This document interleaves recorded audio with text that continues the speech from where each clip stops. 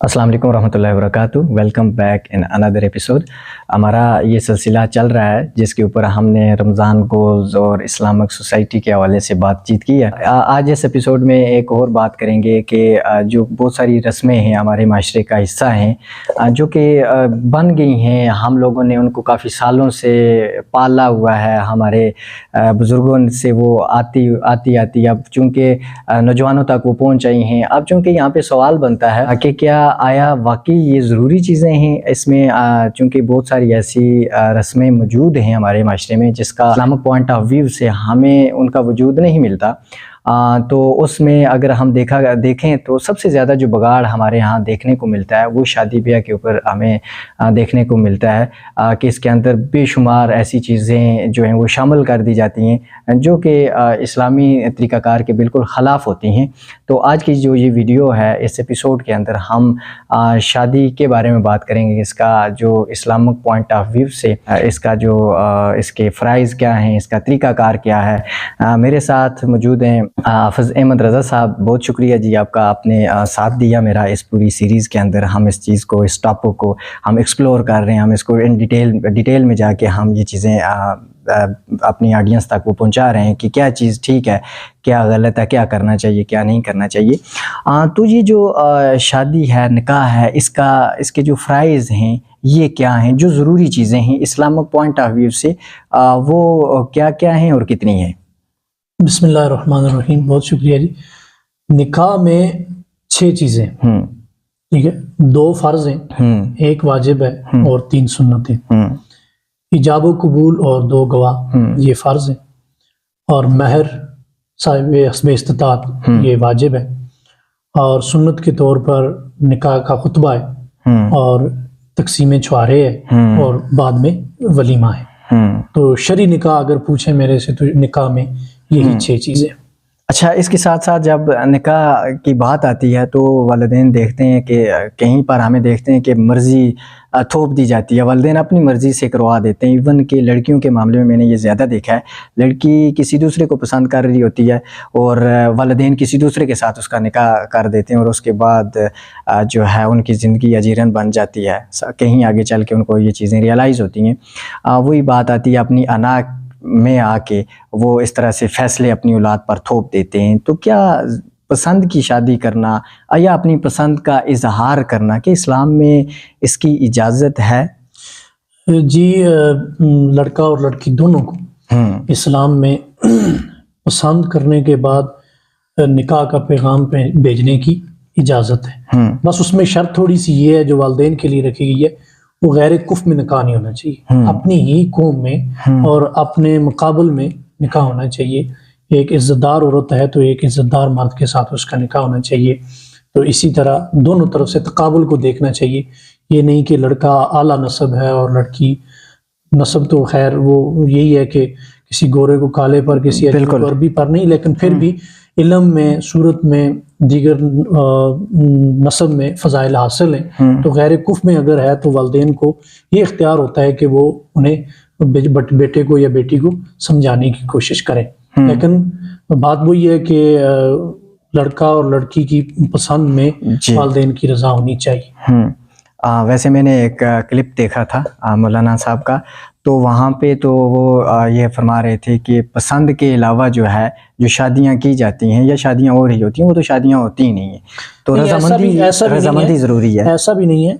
कई दफ़ा लड़का या लड़की उनमें इतनी सलाहियत ही नहीं होती कि वो अपनी पसंद खुद कर सकें, लेकिन वालिदैन ज़ाहिर सी बात है दुनिया उन्होंने देखी होती है, ज़िंदगी गुजारी होती है, बड़ी उम्रें होती हैं और उनके तजर्बे मुशाहिदात बड़े होते हैं। तो ज़ाहिर सी बात है अगर उस तरफ आएँ तो कोई वालिदैन भी अपने बेटे के हक़ में गलत फ़ैसला नहीं करते। तो कभी कभार ऐसा भी होता है कि वालिदैन की मर्ज़ी की शादी वो ज़्यादा कामयाब हो जाती है, और कभी कभार यूँ देखने को मिलता है कि लड़के और लड़की की अपनी पसंद की शादी कामयाब हो जाती है। दोनों तरफ से बराबर ही है। तो ये है कि अगर रसूल अकरम सल्लल्लाहु अलैहि वसल्लम ने अपनी बेटी को इख्तियार दिया है और हज़रत अली का निकाह का पैगाम भेजने के बाद उन्हें ये कहा कि फातिमा से पूछने के बाद जवाब दूंगा, तो वो आला हस्तियां हमारे लिए ही तो एक मिसाल हैं कि अगर उनके लिए ये है वरना रसूल अकरम मुख्तार कुल थे, दोनों खजानों की चाबियां उनके हाथों में थी, तो बेटी की वो अजमत और सारा कुछ समझते थे, तो वो उस वक्त भी हजरत अली को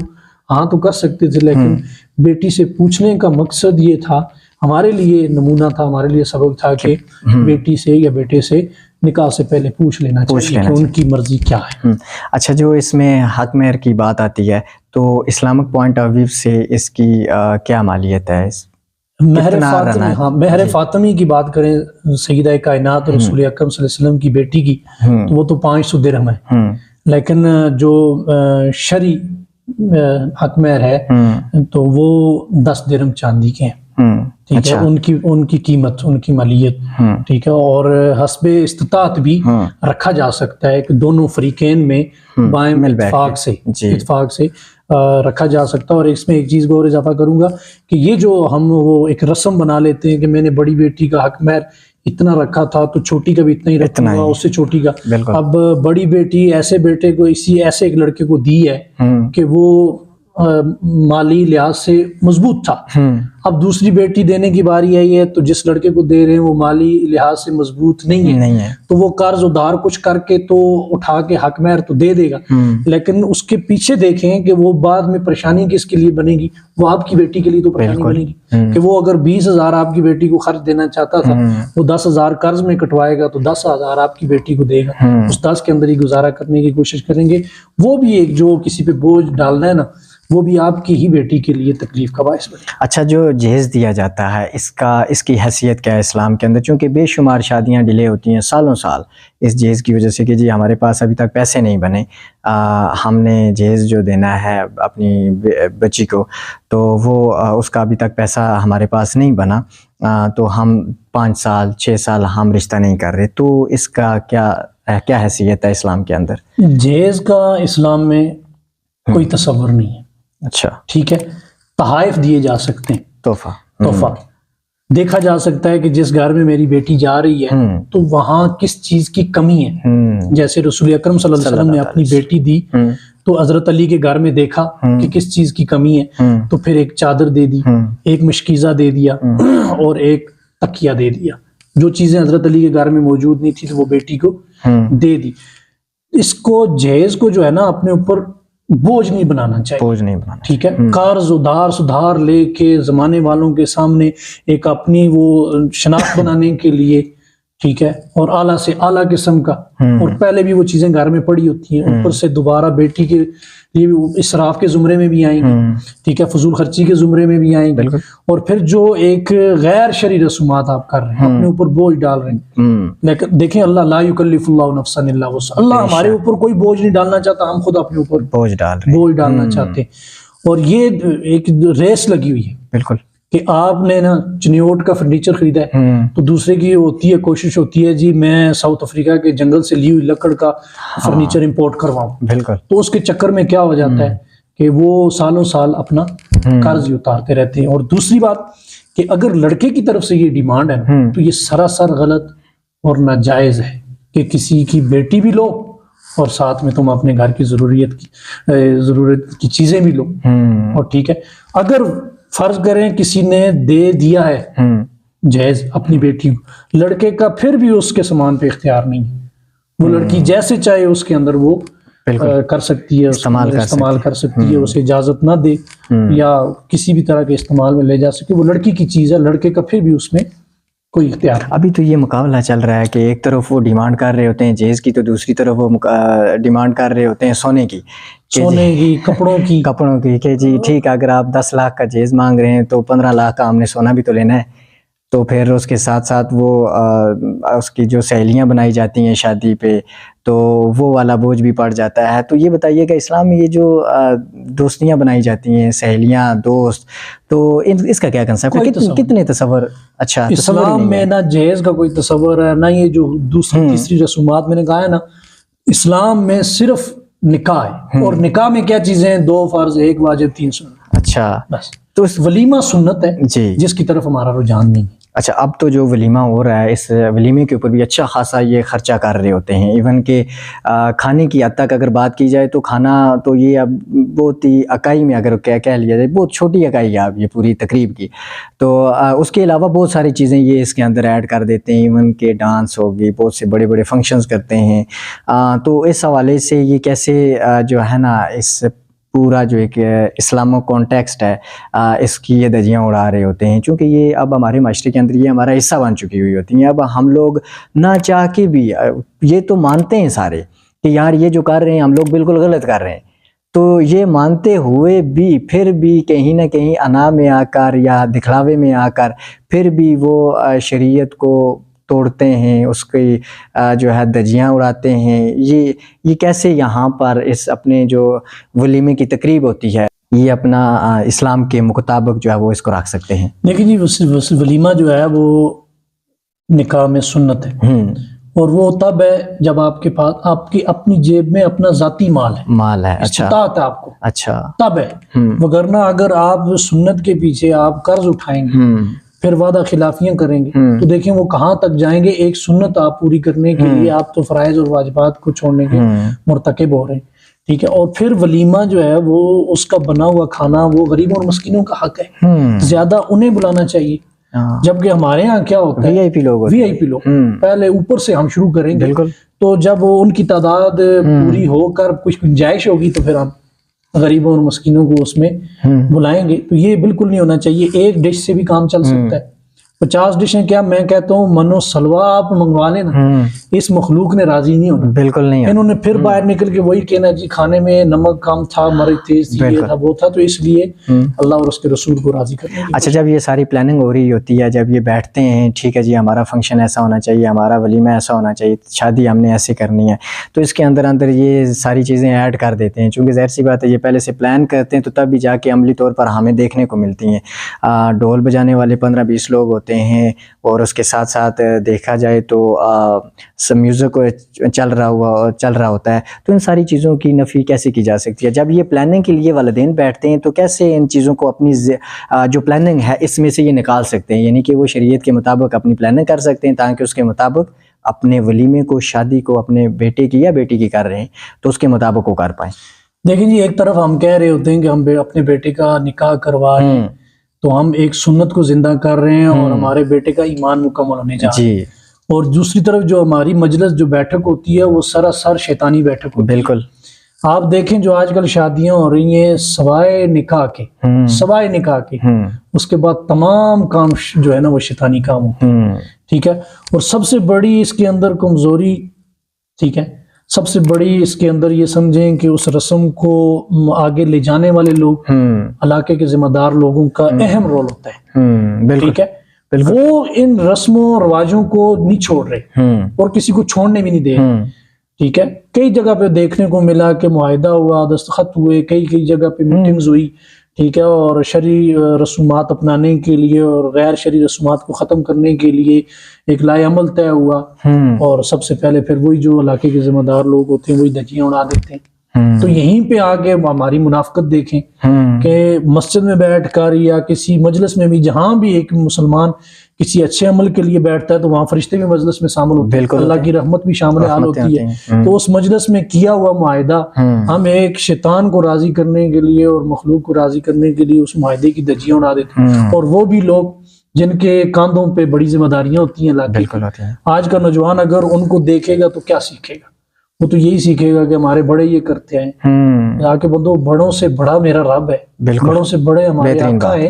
آپ ان بڑوں کی رسم و رواج کو سامنے رکھ رہے ہو اور یہ آپ کو یاد ہیں، تو جن کے سامنے آپ نے قبر و حشر آخرت میں پیش ہونا ہے ان کی آپ کو فکر نہیں یاد، ان کے بتائے ہوئے طریقے نہیں یاد۔ یہ ختم کرنے چاہیے اور ختم ہونے بھی چاہیے، اور ختم کرے گا کون؟ آج کا نوجوان بالکل کرے گا، ہاں وہ یہ کام کرے گا۔ اچھا، میں یہاں پہ ایک یہ سوال آپ سے پوچھوں کہ جب یہ سارے معاملات ہو رہے ہوتے ہیں، ایون کہ ہماری تحریکیں چل رہی ہوتی ہیں، اور اس کے بعد ہمارے جو نکاح پڑھانے والے مولانا صاحب ہوتے ہیں وہ جانتے ہیں کہ یار یہاں پہ بھنگڑا ڈالا جا رہا ہے، میوزک چل رہا ہے، پچھلے 10-20 دن سے پہلے میوزک چل رہا ہے، نمازوں کا نہیں پتہ، کسی کو کوئی اندازہ نہیں ہے، فکر نہیں ہے، تو کیا ان کو بائیکاٹ نہیں کرنا چاہیے ایسا نکاح پڑھانے سے؟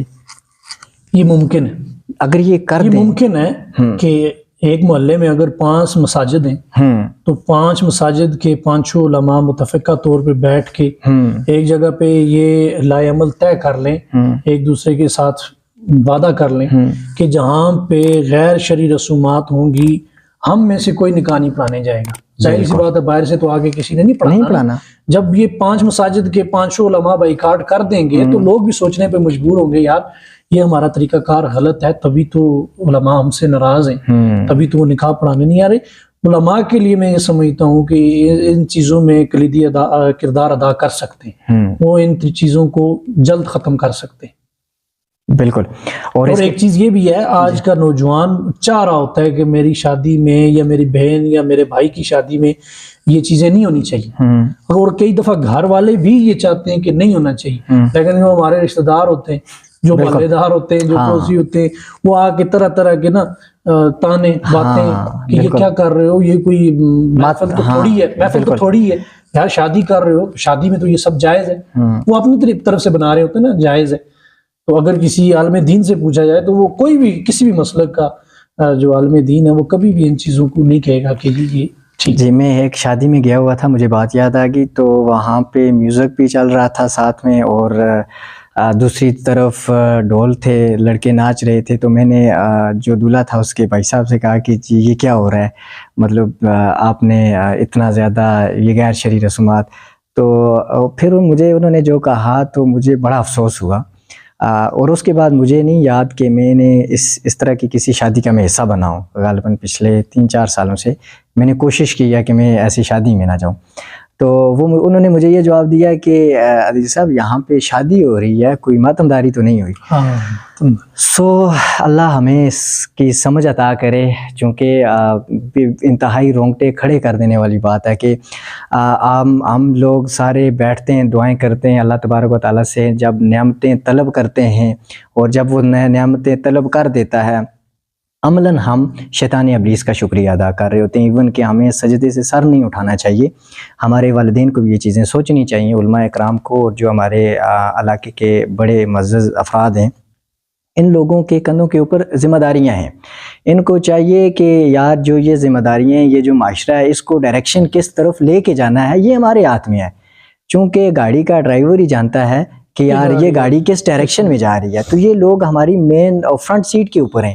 اگر یہ لوگ غلط ہوں گے تو آنے والی جو جنریشن ہوگی ظاہر سی بات ہے وہ یہ ڈیمانڈ کرے گی میرے شادی کے اوپر فلاں جو گانا گانے والا وہ آنا چاہیے، فلاں ڈانسر آنا چاہیے. یہ خواہشیں ہو رہی ہیں سر، یہ ہمارے معاشرے میں یہ ساری چیزیں پلاننگ میں ہو رہی ہوتی ہیں ایون کے.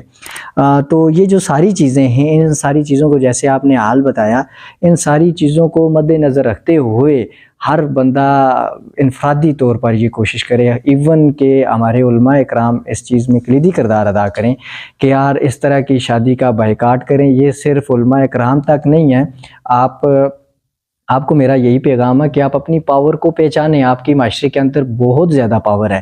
جب آپ بائیکاٹ کریں گے تو یہ نہیں ہے کہ باقی لوگ ان شادیوں کا حصہ بن جائیں، بلکہ یہ میرے اوپر بھی یہی قانون اصول لاگو ہوتا ہے کہ میں بھی ایسی شادی کا بائیکاٹ کروں، تاکہ وہ گھرانہ تنہا رہے، وہ اکیلا رہے. اس غیر شرعی رسومات کی ادائیگی کا آپ بھی حصہ نہ بنیں اور اپنوں کو بھی حصہ نہ بنائیں. خود بھی محفوظ رہیں اور اپنوں کو بھی محفوظ کریں. اپنی اور اپنوں کی جنت کو آپ محفوظ کریں. یہاں پہ نا ایک کنفیوژن میں دور کر دوں. ہماری گفتگو سے کوئی یہ نہ سوچ رہا ہو کہ یہ شادی کی خوشیوں کے خلاف ہیں. شادی تو نام ہی خوشی کا ہے. بالکل. ہم جو وہاں پہ غیر شرعی رسومات ہو رہی ہیں ہم ان کے خلاف ہیں کہ دیکھیں کہ وہاں پہ ڈھول باجے کے بغیر بھی تو خوشی منائی جا سکتی ہے، ہنسی مذاق کی جا سکتی ہے، شغل میلہ اندر بند کمرے میں کیا جا سکتا ہے.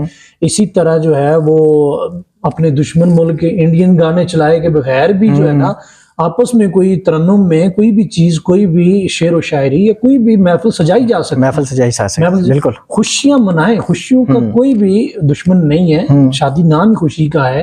ٹھیک ہے، لیکن غیر شرعی رسومات کے اس خوشیوں میں اللہ اور اس کے رسول کو بھول جائیں، ہم اس چیز کے خلاف ہیں۔ بالکل، ہمارا تو اصل مقصد یہی ہے۔ یہاں پہ اس بات کو اگر میں سمجھانے کے لیے ایک مثال دوں، لیٹ سپوز اگر میری شادی ہو رہی ہے، اللہ نہ کرے ایسا تو ہونا نہیں ہے کہ ہمارے گھر میں کبھی اس طرح کی، یا میری شادی پہ ایون کہ کوئی بھی اس طرح کی غیر شرعی رسومات ادا کی جائے، میں کسی دوسرے کا نام نہیں لے رہا، اپنا اس لیے کہہ رہا ہوں بطور مثال کہ اگر وہ ایسی شادی ہو رہی ہے اور غیر شرعی رسومات کی ادائیگی بھی ہو رہی ہے، اور ان وقت کے اوپر جب بارات آنے والی ہو، جہاں ہم لینے کے لیے جا رہے ہوں دلہن کو، تو وہاں پہ میری ڈیتھ ہو جائے، تو میرے والدین جنہوں نے یہ پوری پلاننگ کی ہوئی ہے، مرنا تو ہے، اگر اس وقت میں بندہ مر جائے، ملتی بھی ہیں، بالکل ملتی ہیں، تو پھر بندہ کیا کہے گا؟ اور اس ٹائم ہی یہ گانا میوزک اس کے اندر بھی نا، اگر جو پہلا لفظ نکلے گا نا، وہ اللہ ہی کا نکلے گا، اللہ کا ہی نکلے گا۔ تو اس لیے ہر بندے کو، آپ جس طرح آپ نے کہا،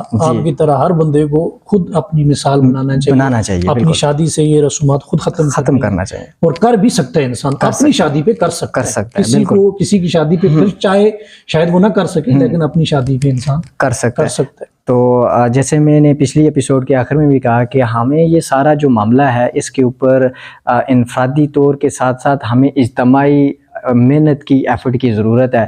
تو اپنے معاشرے کو ایک بہترین معاشرہ بنانے کے لیے، اپنے جو گھرانے ہیں، ان گھرانوں کو بہترین اور مثالی گھرانے بنانے کے لیے ہم نے خود بھی کوشش کرنی ہے، ہم نے خود بھی چراغ بننا ہے، ایسی روشنی بننی ہے جس سے یہ جو بھی اس طرح کی رسمیں ہیں یا غفلت کا جو اندھیرا ہے وہ ختم ہو سکے۔ ایک کاروان بننا ہے جی، کارواں ہم نے بننا ہے، انشاءاللہ ہم نے ایک کاروان بننا ہے، جی، بطور مثال اپنے آپ جی پیش کرنا۔ جی، آپ کا بہت شکریہ، ملتے ہیں اگلی کسی ویڈیو میں، اپنا خیال رکھیے گا، اللہ حافظ۔